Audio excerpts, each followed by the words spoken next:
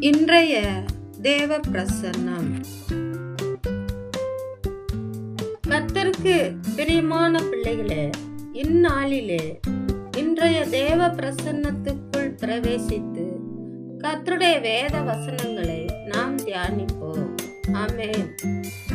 சங்கீதம் 34 அதிகாரம் 8 வசனம், 9 வசனம், 10 வசனம், 11 வசனம். ஆமென்.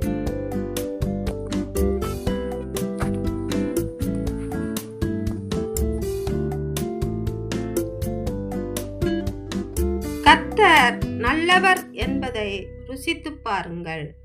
அவர் மேல் நம்பிக்கையாயிருக்கிற மனுஷன் பாக்கியவான். கர்த்தருடைய பரிசுத்தவான்களே, அவருக்கு பயந்திருங்கள். அவருக்கு பயந்தவர்களுக்கு குறைவில்லை. சிங்கக்குட்டிகள் தாழ்ச்சி அடைந்து பட்டினியாயிருக்கும். கர்த்தரை தேடுகிறவர்களுக்கும் ஒரு நன்மையும் குறைவுபடாது. பிள்ளைகளே, வந்து எனக்கு செவி கொடுங்கள். கர்த்தருக்கு பயப்படுதலை உங்களுக்கு போதிப்பேன்.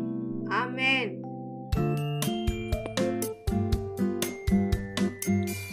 கர்த்தருக்கு பிரியமான கர்த்தருடைய பிள்ளைகளே, கர்த்தர் நம்மை உண்டாக்கிய நாட்களை நினைத்து கர்த்தருக்கு துதிகளை செலுத்துவோம். கர்த்தர் நல்லவர் என்பதை ருசித்து பார்ப்போம். வாருங்கள். ஆமென். கர்த்தர் மேல் நம்பிக்கை வைத்திருக்கிற நாம் அனைவருமே பாக்கியவான்களாய் இருக்கிறோம். கர்த்தர் மேல் பற்றுதலாயிருந்து அவர் நமக்கு செய்த நன்மைகளை ருசித்து பார்ப்போம். ஆமென்.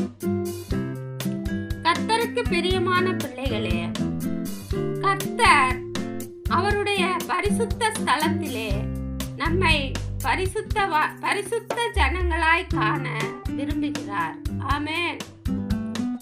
கர்த்தர் நம்மை மன உருக்கத்தோடும் இரக்கத்தோடும் அன்போடும் நேசித்து அரவணைக்கிறார். ஆகையால் கர்த்தருக்கு பயந்து நடக்கிற ஒவ்வொரு பிள்ளைகளோடும் கர்த்தர் வாசம் பண்ணுகிறார். ஆமென்.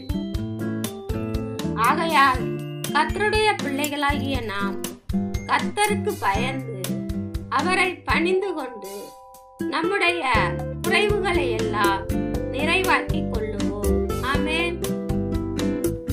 கர்த்தருடைய பிள்ளைகளே, சிங்கக்குட்டிகள் தாழ்ச்சி அடைந்து பட்டினி கிடந்தாலும் அவருடைய பிள்ளைகளுக்கு கர்த்தர் நன்மைகளை செய்வார். ஆமென். ஆகையால் கர்த்தரை தேடுவோம், அவருடைய எல்லா நன்மைகளையும் பெற்றுக்கொள்ளுவோம். ஆமென். கர்த்தருடைய பிரியமான பிள்ளைகளே, கர்த்தருடைய வார்த்தைக்கு செவி கொடுங்கள்.